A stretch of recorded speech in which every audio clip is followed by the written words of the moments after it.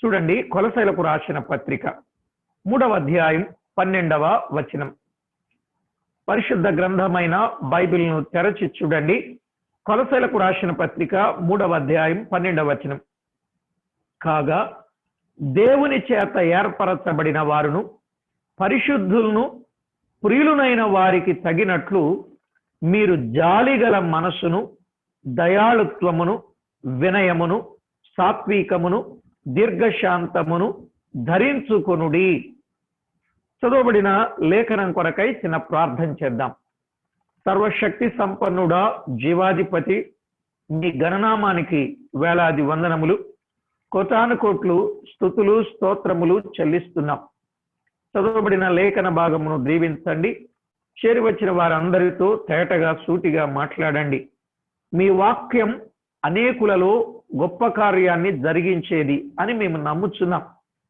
రక్షణ లేని వారికి రక్షణ, రక్షించబడిన వారు రక్షణ నిశ్చయత కలిగి ఎదగగలుగునట్లు, ఎదిగిన వారు రక్షణను గూర్చిన అనుభవాన్ని, సత్యమును గూర్చిన అనుభవాన్ని పొందగలుగునట్లు సహాయము చేయమని ప్రార్థిస్తున్నాం.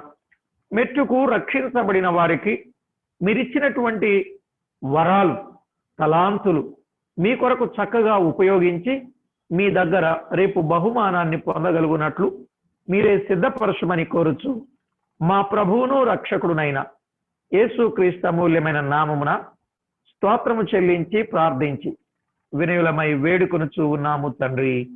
ఆమేన్. ప్రభునందు ప్రియులారా, మనం చదువుకున్న వచనాల్లో పరిశుద్ధులు ప్రియులు వారి పని ఫలితం. గత వారంలో కూడా ఈ వాస్తవాలు మనం చెప్పుకుంటూ వస్తున్నాం. పరిశుద్ధులు ప్రియులు అనంటే ఎవరో మనం విన్నాం. వారి పని ఫలితాన్ని మనము వింటూ వస్తున్నాం. నిన్నటి దినాన దేవుని వాక్యంలో నుండి మనం విన్న సంగతులలో ఒక్కొక్క విషయాన్ని ఆలోచన చేస్తూ ఉన్నప్పుడు ప్రియులారా, పరిశుద్ధులు ప్రియులు వారు ఎవరు అనంటే ప్రభువుకు అప్పగించుకున్నవారు. అప్పగించుకున్నవారు అంటే అప్పగించుకున్న వారికి అప్పగింపబడినవేమిటి? ఉపదేశం, సువార్త, పరిచర్య, పరిశుద్ధమైన మార్గం, అదే పరిశుద్ధమైన ఆజ్ఞ, లేక పరిశుద్ధులకు అప్పగింపబడిన మంచి పదార్థం, మంచి పోరాటం పోరాడవలనని ఆజ్ఞ. ఇలాగున మనము కొన్ని సంగతులు వింటూ 7వదిగా అప్పగింపబడిన గృహ నిర్వాహకత్వం అని మనం విన్నాం. ఆ మాట వివరించడానికి మనకు సమయం సరిపోలేదు. కాబట్టి ఈవేళ ఆ సంగతిని మనము జ్ఞాపకం చేసుకుంటాం. చూడండి, దేవుని చేత ఏర్పరచబడిన వారు పరిశుద్ధులు ప్రియులునైన వారికి తగినట్లు అనే మాట మనం ఆలోచన చేసినప్పుడు కొలసైలకు రాసిన పత్రిక 1వ అధ్యాయం 25, 26 వచనాలు మనం చదువుకుందాం. కొలసైలకు రాసిన పత్రిక 1వ అధ్యాయం 25, 26 వచనాలు చదువుతున్నా.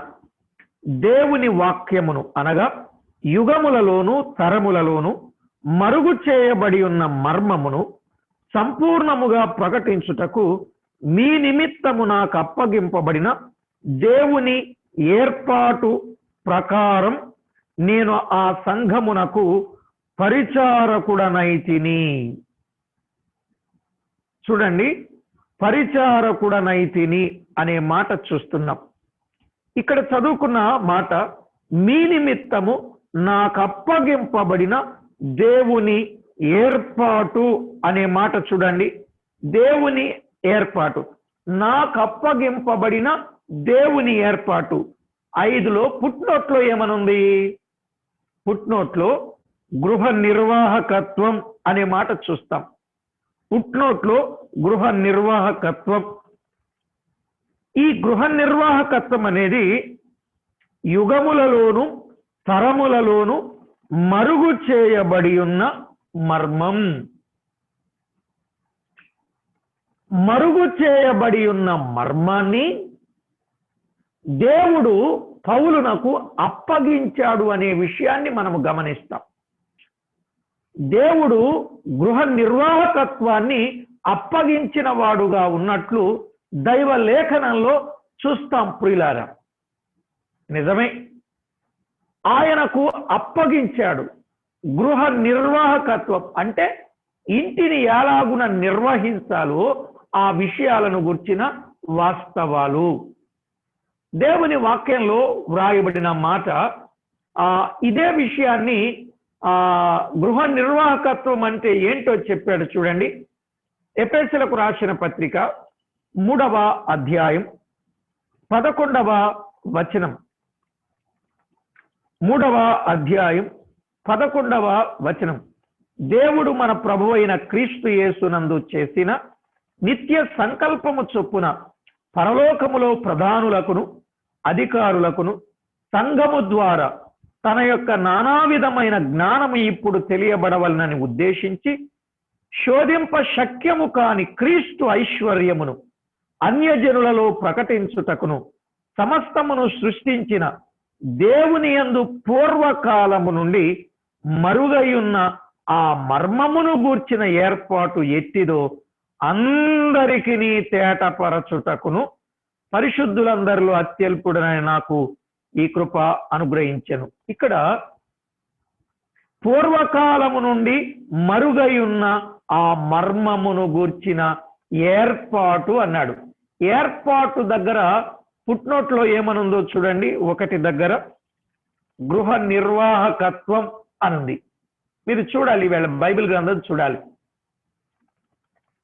గృహ నిర్వాహకత్వం అన్నాడు అంటే పరిశుద్ధులు ప్రియులు వారి పని గృహ నిర్వాహకత్వం అనే విషయాన్ని మనము గుర్తించాలి. అది అప్పగించాడు.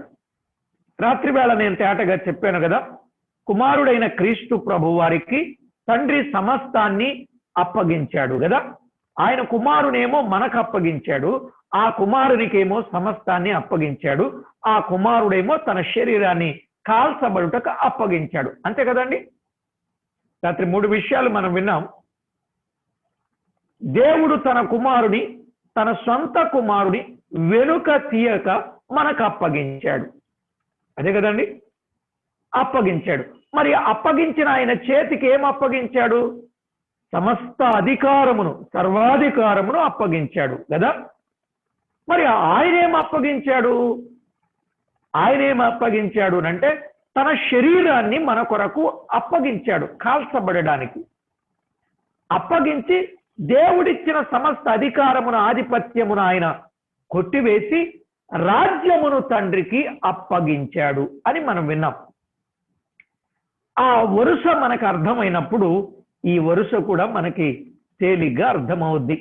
అయితే ఈ పూర్వకాలము నుండి మరుగై ఉన్న మర్మం, ఆ ఏర్పాటు ఎట్టిదో అందరికీ తేటపరచాలని అది పౌలునకు అప్పగించినట్లుగా మనము చూస్తున్నాం. అప్పగింపబడిన ఏర్పాటు ప్రకారం నేను ఆ సంఘమునకు పరిచారకుడనైతిని అనే మాట కొలసై పత్రికలో మనం వింటాం ప్రియులారా. నిజమే, దైవ గ్రంథంలో వ్రాయబడిన మాట ఎఫెసీయులకు రాసిన పత్రికలో మనము విన్నటువంటి ఆ మాట 3:12లో ఉన్నది. దేవుని కృప విషయమైన ఏర్పాటు. ఏమిటండి? దేవుని కృప విషయమైన ఏర్పాటు.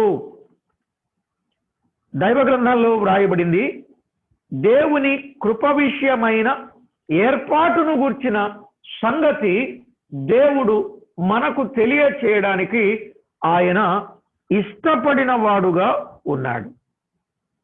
కనుక దైవ లేఖనంలో మనము ఆలోచన చేస్తే ప్రియులారా, మనం అర్థం చేసుకోవలసింది దేవుని కృప విషయమైన ఏర్పాటు, ఆ మరుగై ఉన్న మర్మం మనకు తెలియచేయడానికి ఆయన ఇష్టపడిన వాడుగా ఉన్నాడు. ఇంతకీ గృహ నిర్వాహకుడు ఎవరు? గృహ నిర్వాహకుడు ఎవరు? అందరూ కాదు. గృహ నిర్వాహకులను ఏమన్నారంటే అధ్యక్షులు అని అన్నారు. పెద్దలు అని అన్నారు, ద్వారపాలకులు అని అన్నారు, విచారణకర్తలు అని అన్నారు, మందకు పైవారు అని అన్నారు. ఇలాగున చాలా విషయాలు ఉన్నాయి. ఇప్పుడు అవన్నీ చెప్పుకునే సమయం కాదు. అంత పెద్ద మాటలు అందరికీ అర్థం కావు. అయితే సింపుల్గా చెప్తా వినండి. మత్తయి రాసిన సువార్త 1. గృహ నిర్వాహకుడు అంటే ఎవరు? గృహం అంటే ఏంటో మనకు అర్థమైంది కదండి. గృహ నిర్వాహకత్వం, గృహం అంటే ఏంటో అర్థమైంది. గృహ నిర్వాహకత్వం పూర్వకాలము నుండి మరుగై ఉన్న మర్మం, దేవుని కృప విషయమైన ఏర్పాటు అనే మాటలు మనము ఆలోచన చేస్తాం. అది పౌలుకు అప్పగించాడు అనే విషయాన్ని మనం అర్థం చేసుకుందాం. అయితే మత్తయి సువార్తలో ఒక విషయాన్ని మనం గమనించాలి. చూడండి, మత్తయి రాసిన సువార్త 20వ అధ్యాయం 8వ వచనం.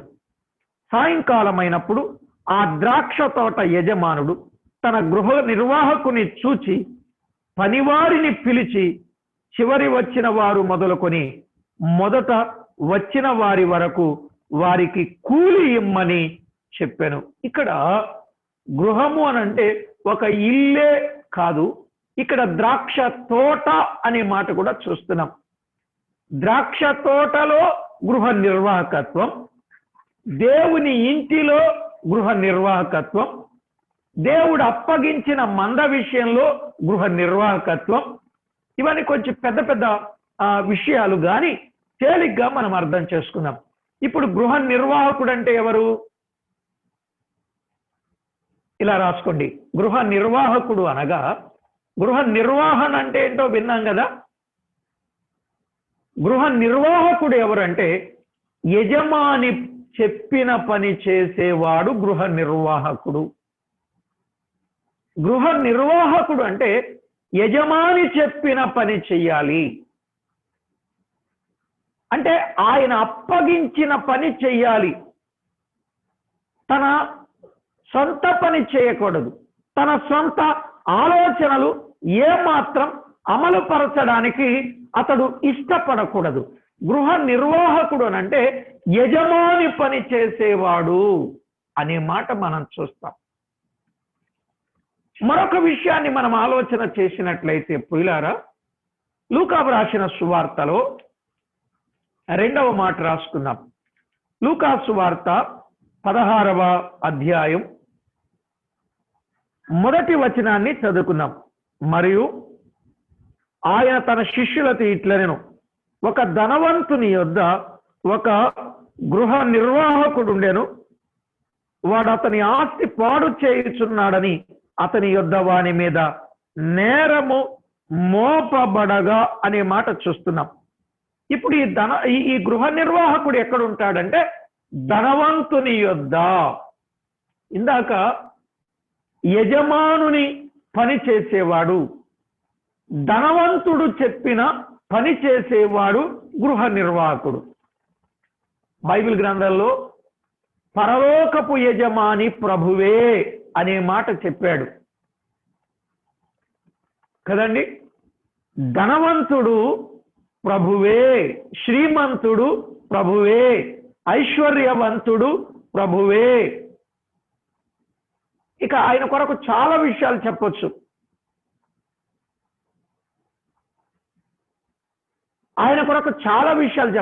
కొలసాయి పత్రికలో మీ యజమానుడు పరలోకమందున్నాడు అని చెప్పాడు.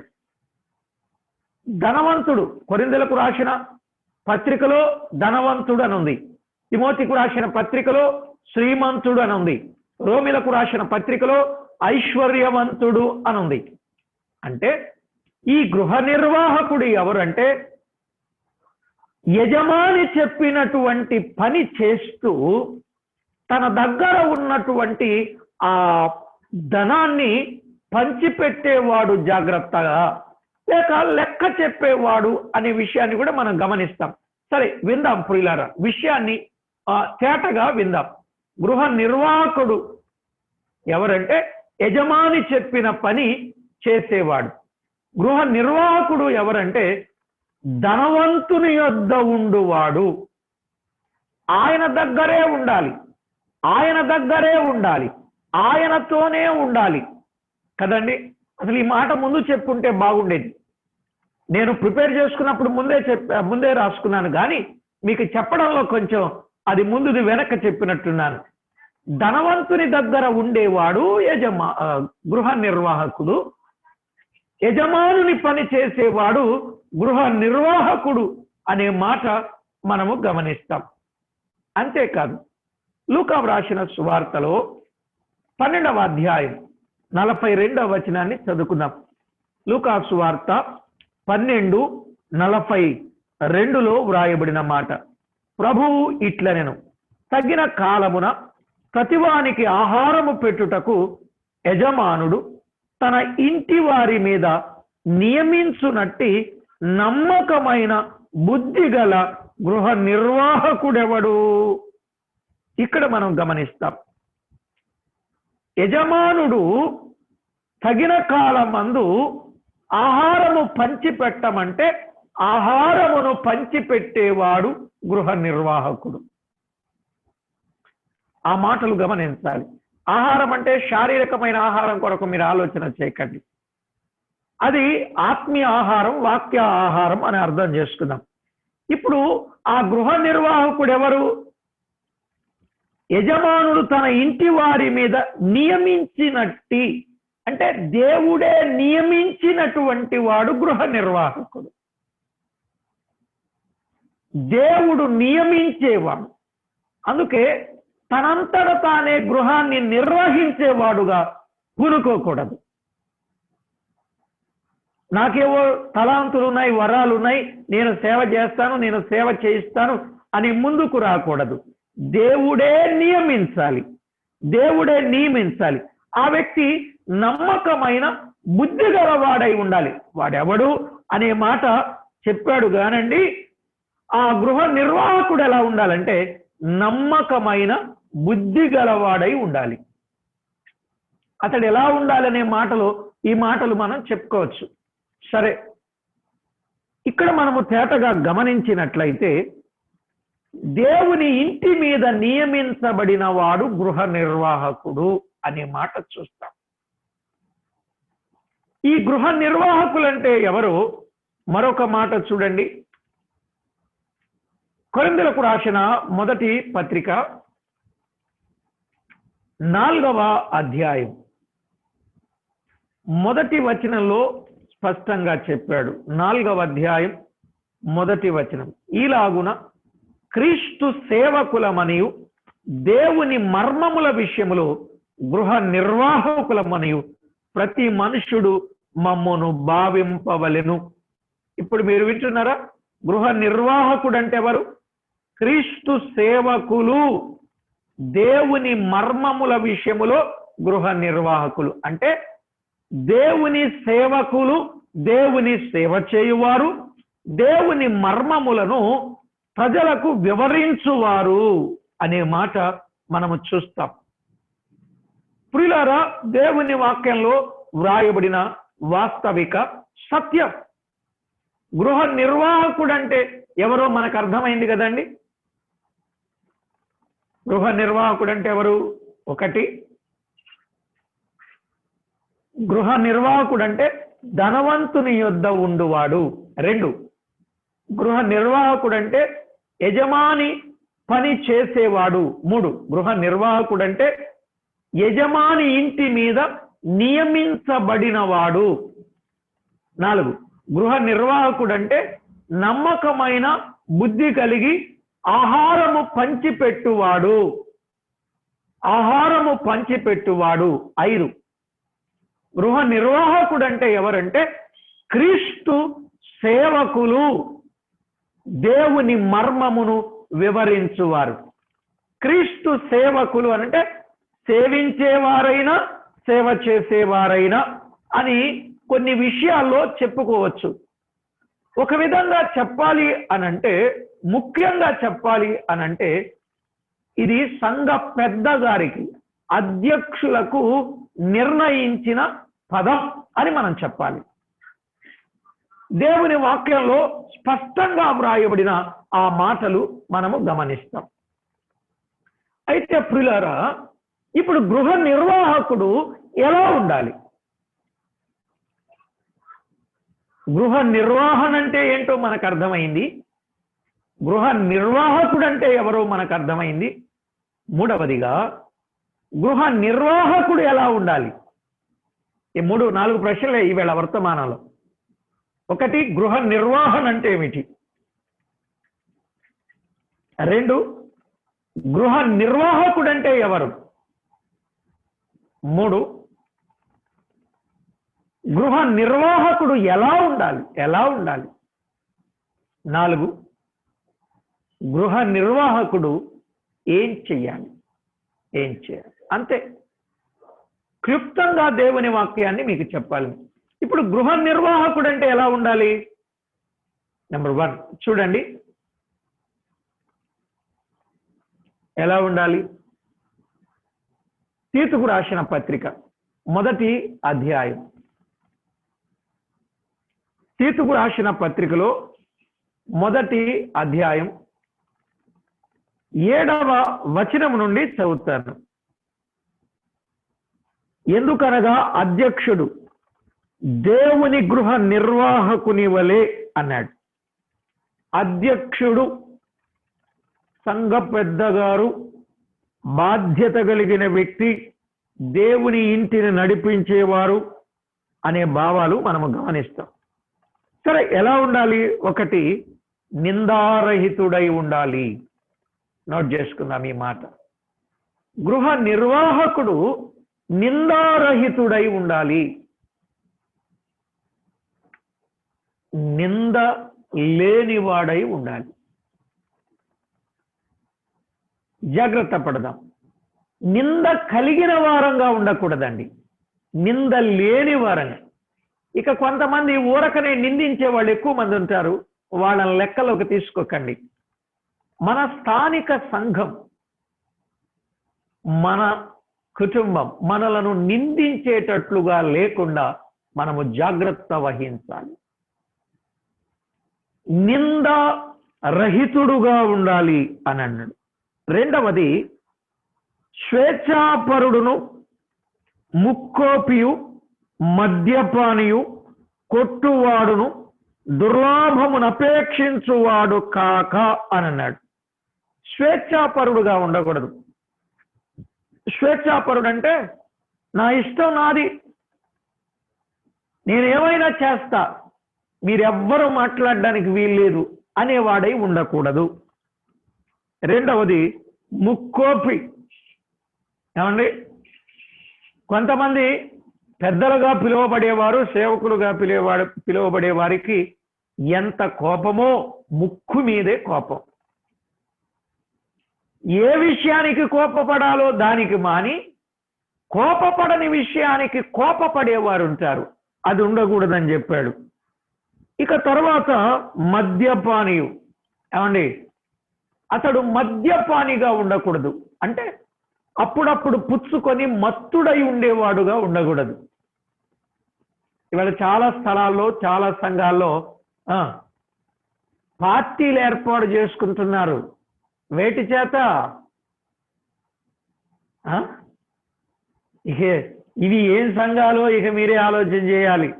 మీకు అర్థమైపోయింది, బాగా, ఎంత బాగానో అర్థమైపోయింది. ఇలాగ పార్టీలు చేసుకుంటున్నారు. ఆఖరికి డైరెక్ట్గా అడిగేస్తున్నారు, మీరు మాకు పార్టీ ఇవ్వండి అని. ఇలాంటి వాళ్ళు ఉండకూడదు. వాళ్ళు దేవుని గృహాన్ని నిర్వహించడానికి పనికిరారు. ఇక మరో మాట చెప్పాడు, దుర్లాభమును అపేక్షించువాడు కాక. ఏ పని చేసినా లాభం కోసం చేసేవాళ్ళు ఉంటారు కొంతమంది కదండి. కొంతమంది ఏ పని చేసినా లాభం కోసం, అటు ఉద్యోగం చేసినా లాభమే, ఇటు సేవ చేసినా లాభమే. ఈ రెండు చేసే వాళ్ళతో పెద్ద ప్రమాదం.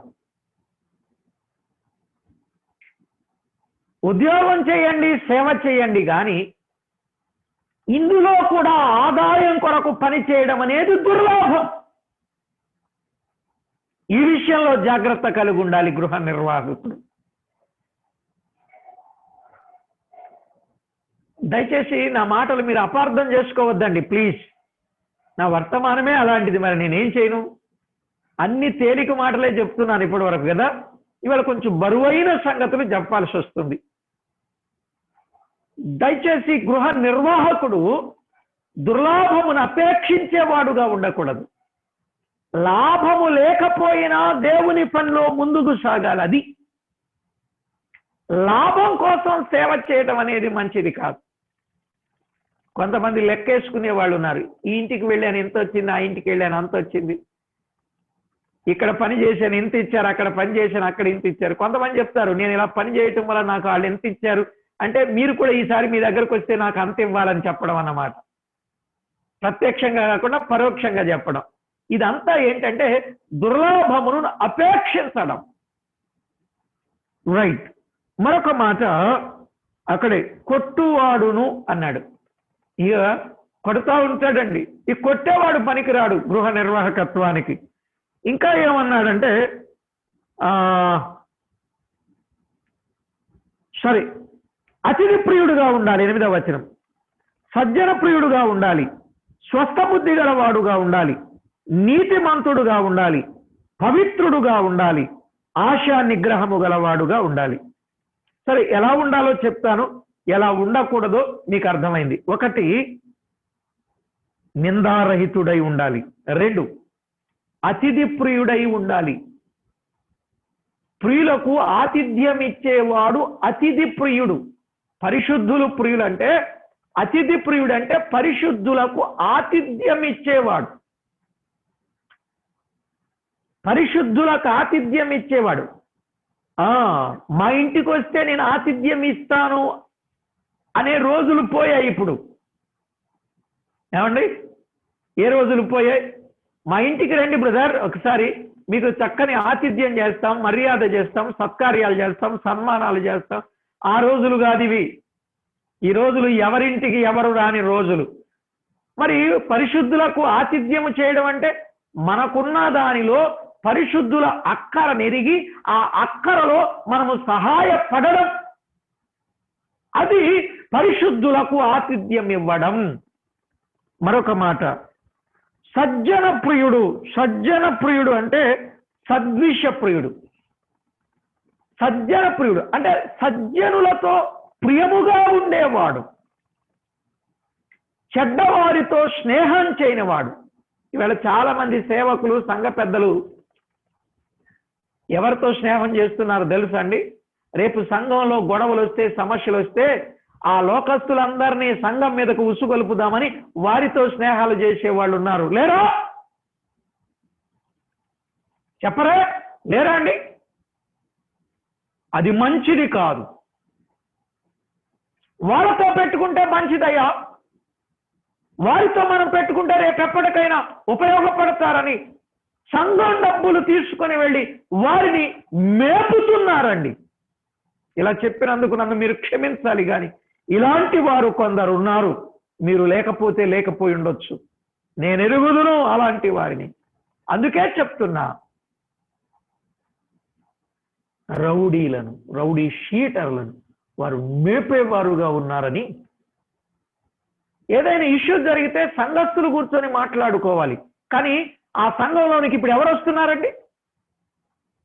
సంఘానికి సంబంధము లేని వ్యక్తులు వస్తున్నారు. నిజమా కాదా? అంటే దీని అర్థం ఏంటి? వారి వెనకాల అంత వెన్నుదన్నుందనే కదా. ఇవి మనకి క్రైస్తవ సంఘాలకు కుదరదు, మంచిది కాదు. ఎందుకంటే నీతిమంతులతో కట్టబడేది సంఘం, నీతి పరిపాలన జరగాల్సింది సంఘంలో, నీతిని కాపాడవలసింది సంఘం.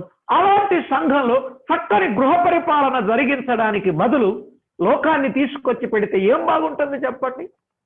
అది మంచిది కాదు. సజ్జన ప్రియుడుగా ఉండాలి.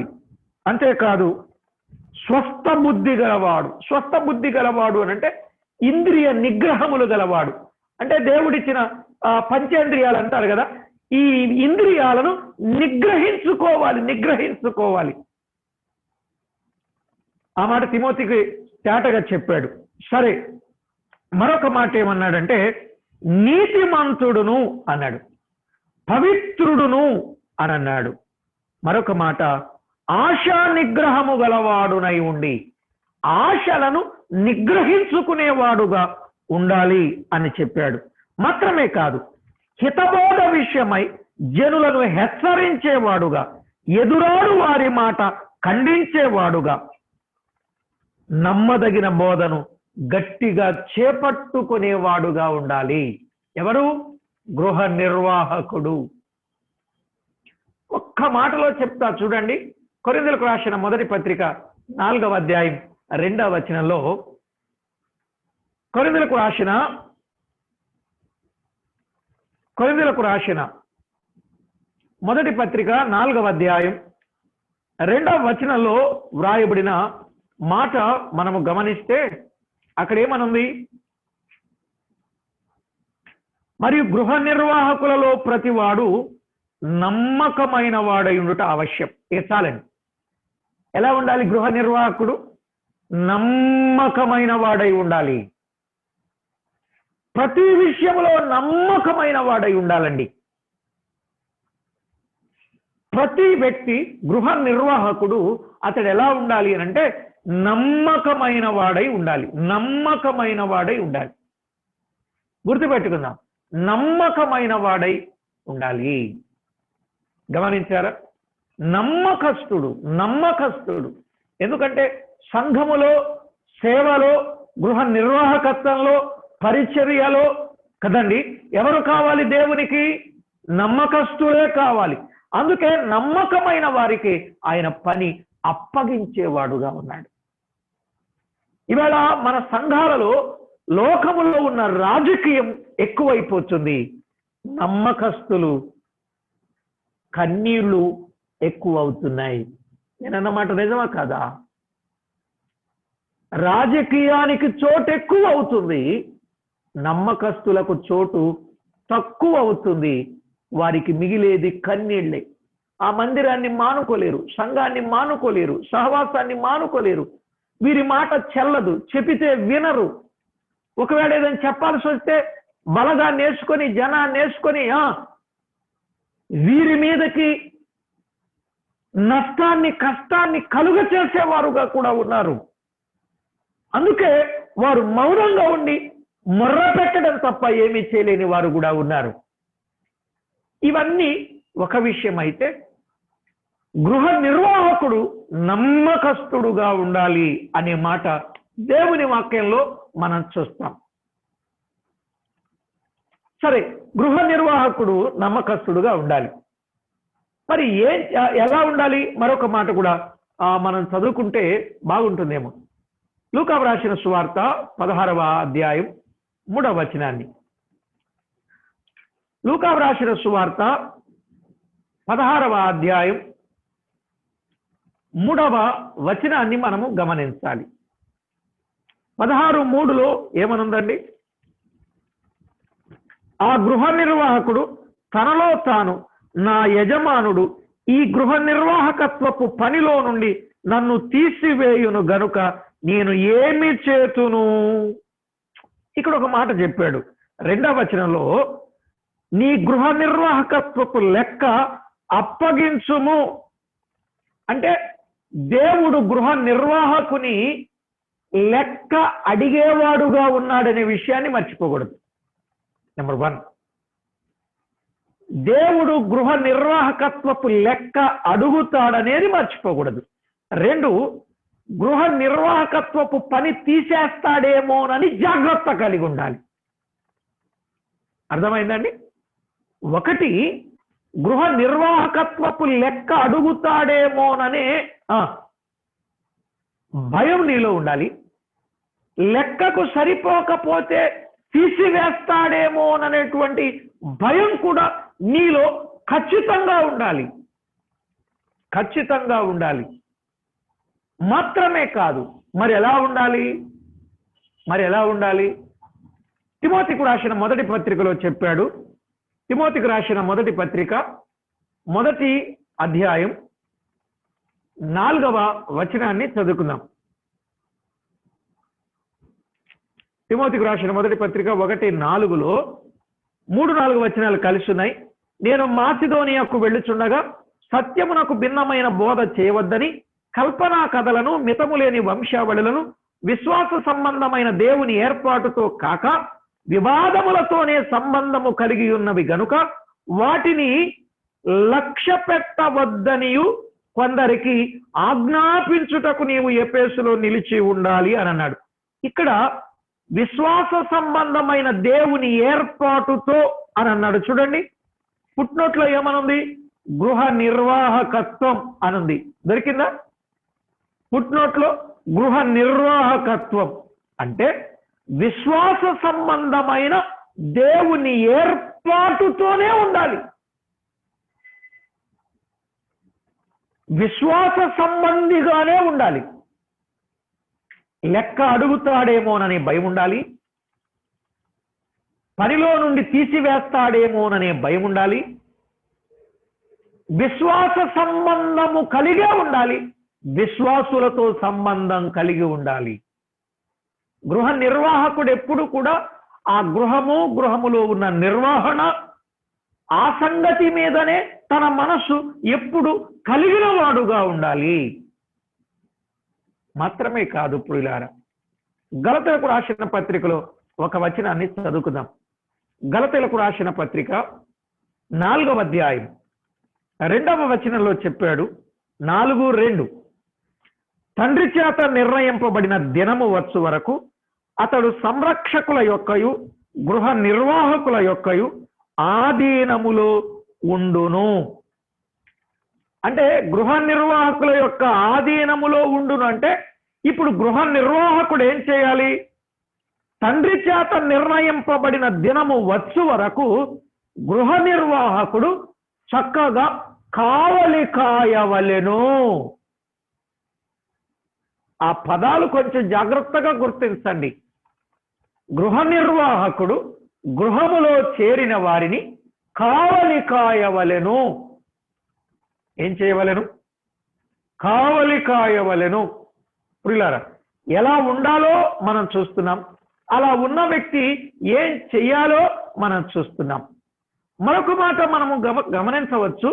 ఎఫెసీ పత్రిక 3:11 ఆఖరులో దేవుని మర్మమును అందరికీ తేటపరచవలెను. ఆ మాట కూడా రాసుకోండి, తేటపరచవలెను.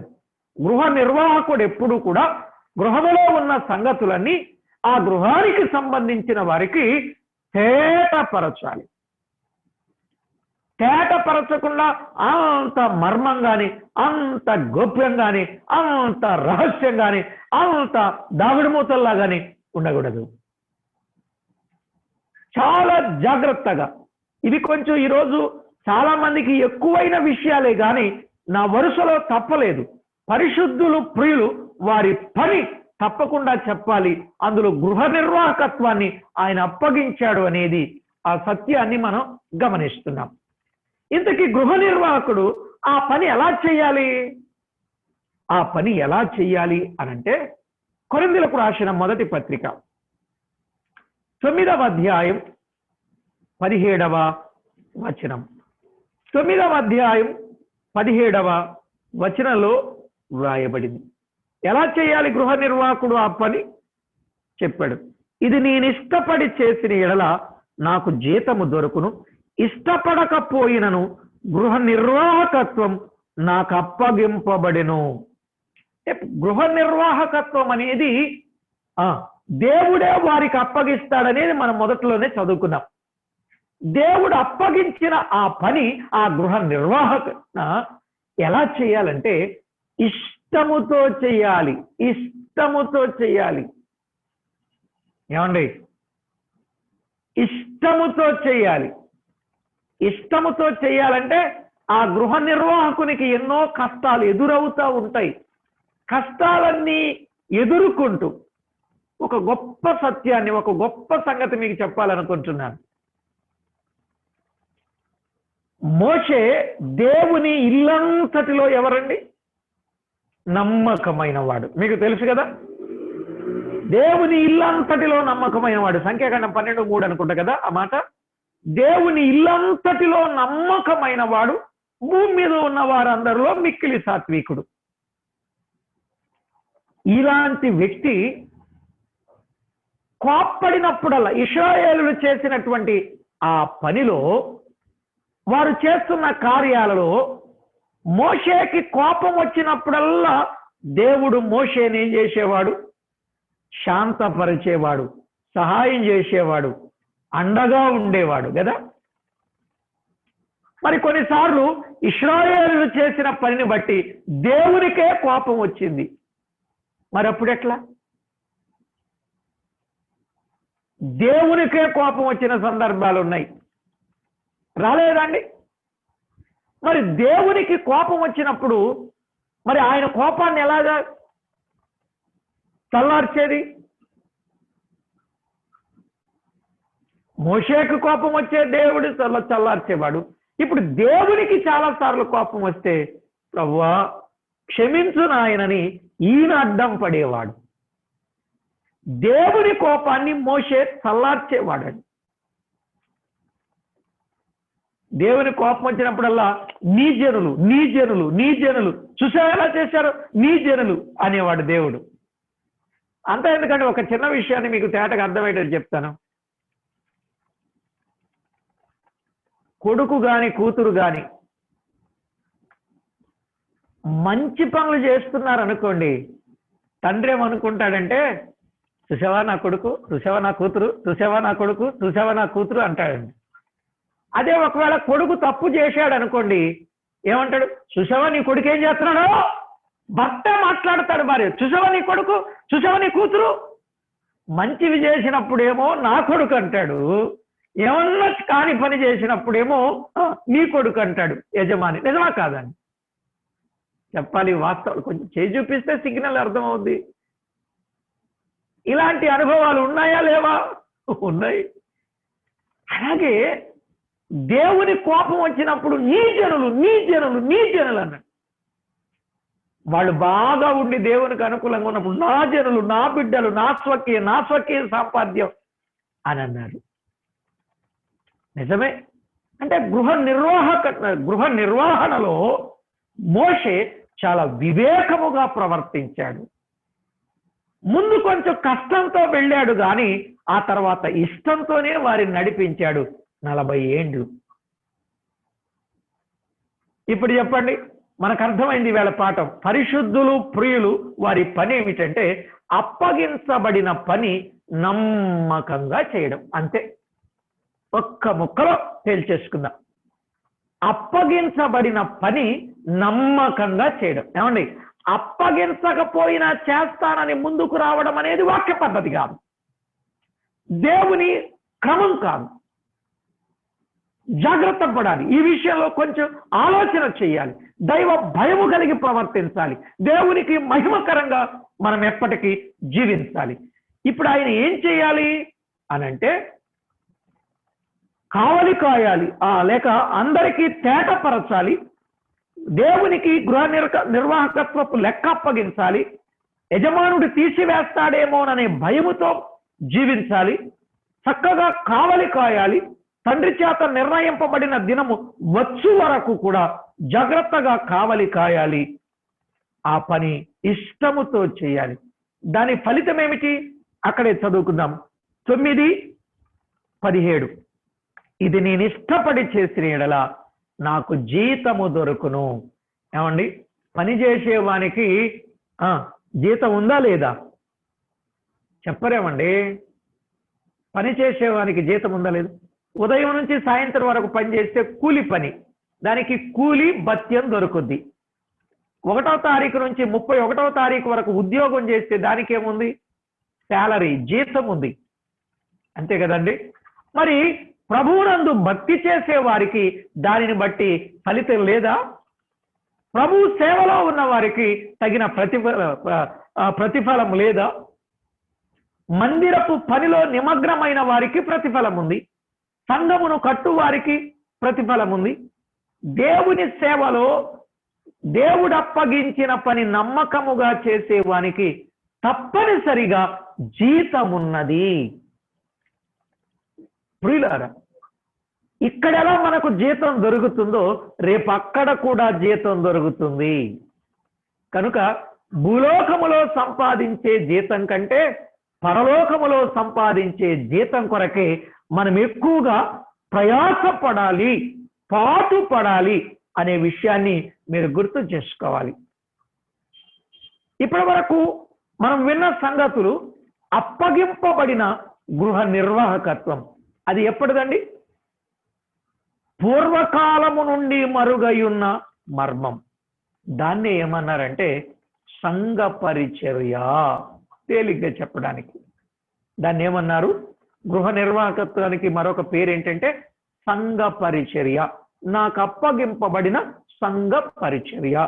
సంఘ పరిచర్య పూర్వకాలము నుండి మరుగై ఉన్న మర్మం. విశ్వాస సంబంధమైన దేవుని ఏర్పాటు. అర్థమైందండి? ఇది దేవుడు కొందరికి అప్పగించాడు. ఆ పనిలో నమ్మకంగా ఉండాలి. పరిశుద్ధులుగా ఉన్న వారికి పాఠం ఇందులో మనకు అర్థమైంది. పరిచారకులుగా ఉన్న వారికి పాఠం అర్థమైంది. పెద్దలుగా ఉన్న వారికి పాఠం అర్థమైంది. సేవకులుగా ఉన్న వారికి కూడా పాఠం అర్థమైందని నేను నమ్ముతున్నాను. ఎంతమందికి అర్థమైందండి? గృహ నిర్వాహకుడు గృహాన్ని నిర్వహించాలి. ఏమండి, మీ కుటుంబాన్ని మీరు చాలా జాగ్రత్తగా నిర్వహించాలి సుమా. మీ ఆఫీస్ బాస్ అనుకోండి, మీరు దానిని కూడా చక్కగా మీరు నిర్వర్తించాలి. పరలోకమందు యజమానుడు ఉన్నాడు. 1 కుటుంబం, 2 మీరు చేసే ఆఫీసు, 3 సంఘం. సంఘములో బాధ్యత కలిగిన వారు దేవుడు మీకు అప్పగించిన పనిని జాగ్రత్తగా నిర్వహించాలి.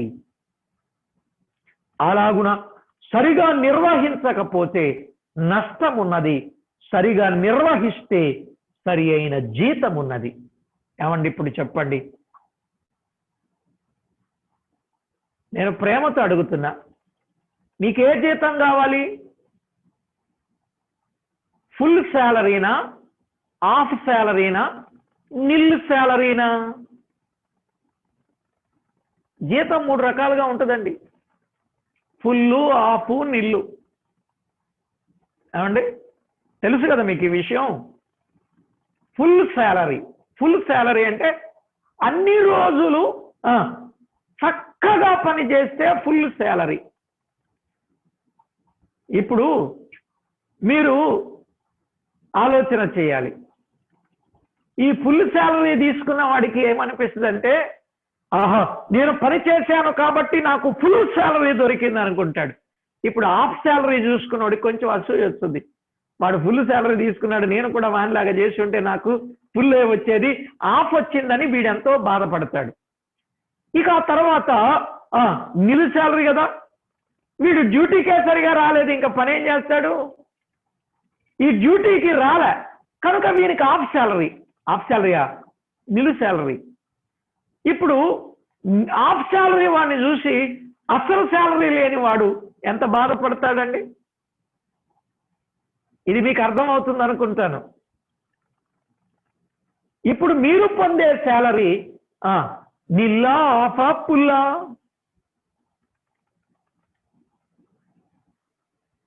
ఈ రోజంతా పరీక్ష చేయండి. రేపు మరలా తిరిగి సమయానికి ఏ శాలరీ తీసుకునేవారుగా ఉన్నారో సిద్ధపడి మీటింగ్కి రండి. నేను కోరుకునేది అదే. ఇప్పటి వరకు నిల్ శాలరీయా, ప్రభు పాదాల మీద పడండి. హాఫ్ శాలరీయా, పొరపాట్లు దిద్దుకోండి. ఫుల్ శాలరీయా, ఈ ఆఫోల కొరకు, నిల్లోల కొరకు ప్రయాసపడండి. మీకు అర్థమైంది అనుకుంటాను. ఎవరికి ఉండే బాధ్యత వారికి అప్పగించాడు దేవుడు. ఏమండి, నిల్ శాలరీ కావాలని ఆశపడే వాళ్ళు ఎంతమంది ఉన్నారు? ఇప్పుడు చెప్పరు. హాఫ్ శాలరీ కావాలనే వాళ్ళు ఇది చెప్పరు. ఫుల్ శాలరీ కావాలనే వాళ్ళు అసలు మాకు ఏది వద్దండి, అసలు ఈ కొలువులోనికే రాము, ఈ తోటలోనికే రాము, ఈ గృహ నిర్వాహకత్వంలోనికే రాము, అసలు ఈ పనిలోకే రామని చేయి కూడా చూపించకుండా ఉన్న వాళ్ళు ఉన్నారండి. వీళ్ళని ఏమనాలా? ఇప్పుడు చెప్పండి, మీకు ఏ శాలరీ కావాలి?